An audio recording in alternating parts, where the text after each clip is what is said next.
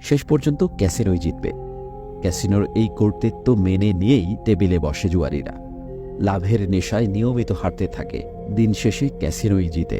গণতন্ত্রের সাথে ইসলামপন্থীদের সম্পর্কটা অনেকটা এই ক্যাসিনো আর জুয়ারির মতো। বারবার হারতে থাকা জুয়ারির সাথে ইসলামপন্থী গণতান্ত্রিকদের সাদৃশ্য। ইসলামিক গণতান্ত্রিকরাও বারবার হারে, এমনকি যখন জেতে তখনও হারে।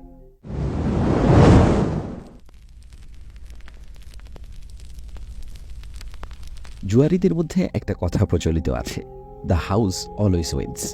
শেষ পর্যন্ত ক্যাসিনোই জিতবে।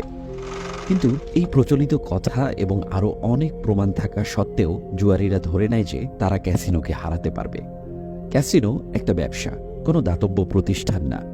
ব্যবসা মাত্রই তার প্রফিটের চিন্তা করবে, আর যে কোনো ব্যবসায়ী নিজের প্রফিটকে র্যান্ডম চান্স বা ভাগ্যের ওপর ছেড়ে দেবে না। খেলোয়াড়দের জেতার সমান সম্ভাবনার একটা ইলুশন তৈরি করলেও ক্যাসিনোগুলো নিজেদের নেট প্রফিট নিশ্চিত করেই খেলায় নামে।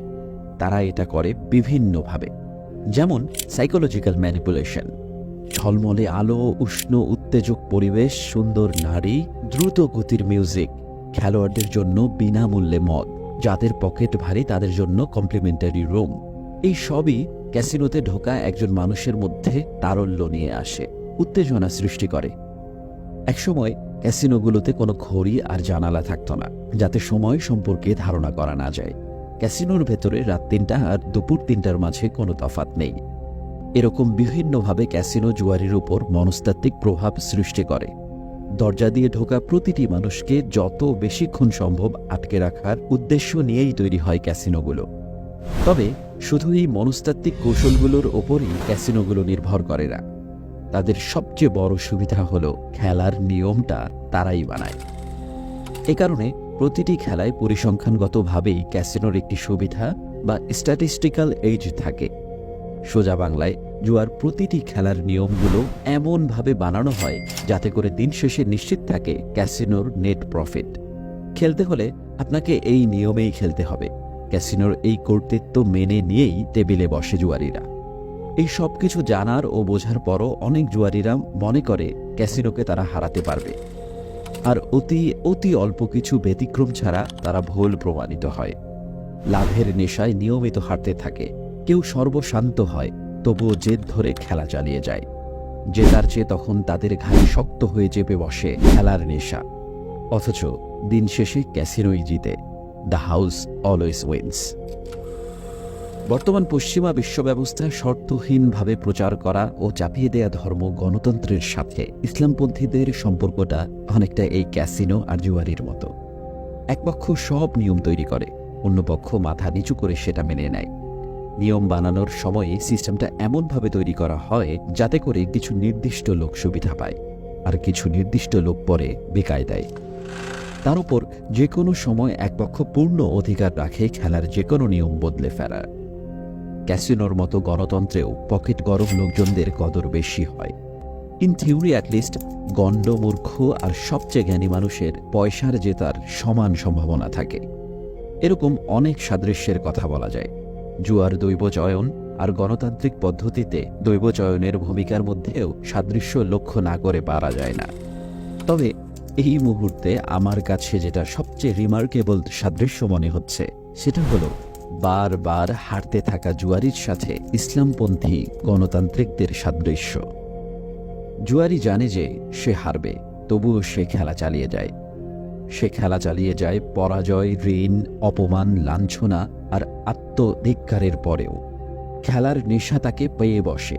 খেলার মজাটাই মুখ্য, জেতা না, এই বলে এ ধরনের আচরণের সাফাই গায় অনেক জুয়ারি। যদিও শুরুতে সে কিন্তু খেলতে নামে জেতার লক্ষ্য নিয়েই।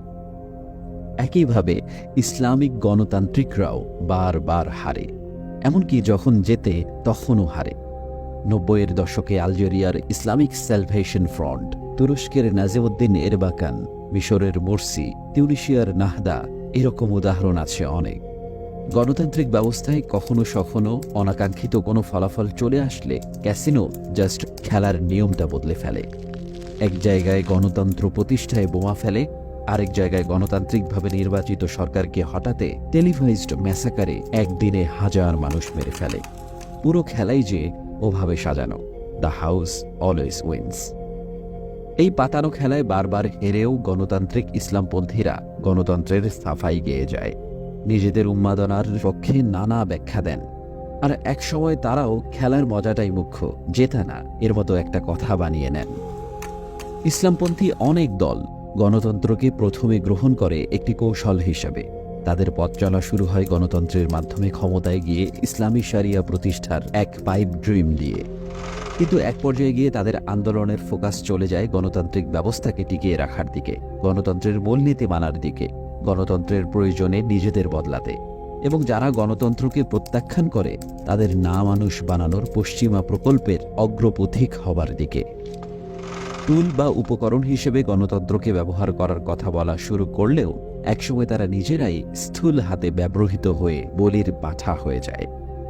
যেমন অনেকেই 70 ও 80-র দশকে ইসলাম প্রতিষ্ঠার জন্য গণতন্ত্র এই যুক্তি এনেছিল, কিন্তু এখন অনেকের জন্যই এটা হয়ে গেছে ইসলাম প্রতিষ্ঠার আগে গণতন্ত্র। আবার অনেকে সরাসরি কিংবা ঘুরিয়ে পেঁচিয়ে এটাও বলছে যে বর্তমানে গণতন্ত্র প্রতিষ্ঠাই ইসলাম প্রতিষ্ঠা, এটাই সঠিক পদ্ধতি। আর যে এই পদ্ধতির বিরোধিতা করে সে হয় জায়নিস্টদের এজেন্ট কিংবা আল সৌদের দালাল অথবা রাজতন্ত্রের পক্ষে প্রচারণাকারী। এছাড়া কল্যাণ রাষ্ট্র, সহি ডেমোক্রেসি, মানবাধিকার আর ইনসাফ প্রতিষ্ঠাই একরকমের ঘোষিত লক্ষ্য। শরিয়া আর কোনো আলাপেই নেই।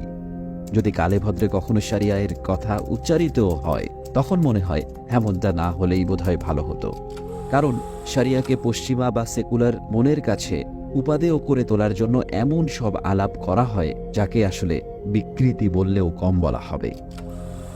আসলে বাস্তব চিত্র হচ্ছে বর্তমান বিশ্বের প্রেক্ষাপটে গত 50 বছর ধরে ইসলামী শরিয়া প্রতিষ্ঠার কাজ আগায়নি 1 ইঞ্চিও।